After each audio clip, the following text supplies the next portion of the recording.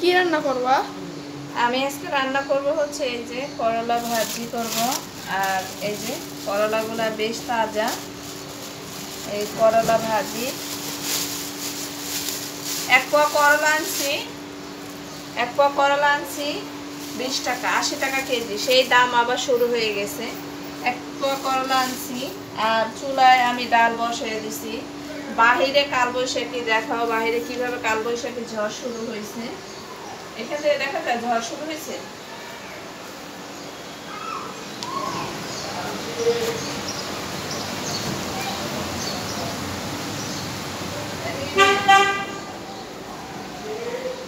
তো বাহিরে গতকালকের মতো কালবৈশাখী ঝড় আজকেও শুরু হয়েছে।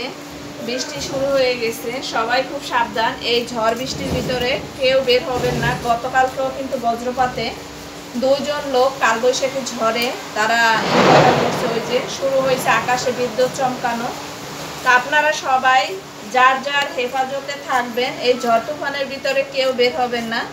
আর আমি তো আমার কাজ, আমরা দেখেন যত ঝড় তুফান যত কিছু হোক না কেন, আমাদের গৃহিণীদের কিন্তু রান্না বান্না এগুলো থেমে থাকে না। এগুলো কিন্তু আমাদের প্রতিনিয়তই করতে হয়। ঘর গুছাইলাম, ঘরটা সব গুছাইলাম। এখন হচ্ছে চুলায় ওই যে ডাল বসাই দিয়েছি। ডালটা দেখো, ডাল বসাই দিছি।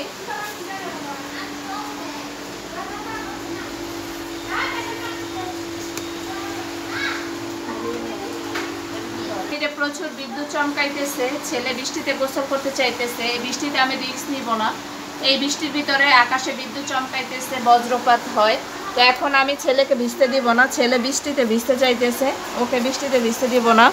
আমার ভয় লাগে। এর ভিতরে বড় ছেলে কোচিংয়ে গেছে, দোয়া করবেন সবাই। ওর বাবাও কাজে গেছে। তো কি করব, নিত্য নতুন যে নিত্য দিনের রুজি রোজগার করে যারা, তারা তো কাজ করতেই হবে, কিছু করার নাই। সবাই আমাদের পাশে থাকবেন। ভিডিওটি ভালো লাগলে লাইক কমেন্ট শেয়ার করে সবাই আমাদের সাথেই থাকবেন। আমরা যারা প্রতিদিন যারা ছোট ছোট ভিডিও করছি, বড় ভিডিওতে ভিউ হয় না, কষ্ট লাগে। আপনারা সবাই বড় ভিডিওগুলো ভিজিট করবেন। ছোট ভিডিও, লং ভিডিওতে আগে তো যেভাবে ইনকাম ছিল, এখন সেই ইনকামটা নাই। বাইরে কি পরিমাণ বৃষ্টি হচ্ছে আপনাদের দেখাইতেছি। বাইরে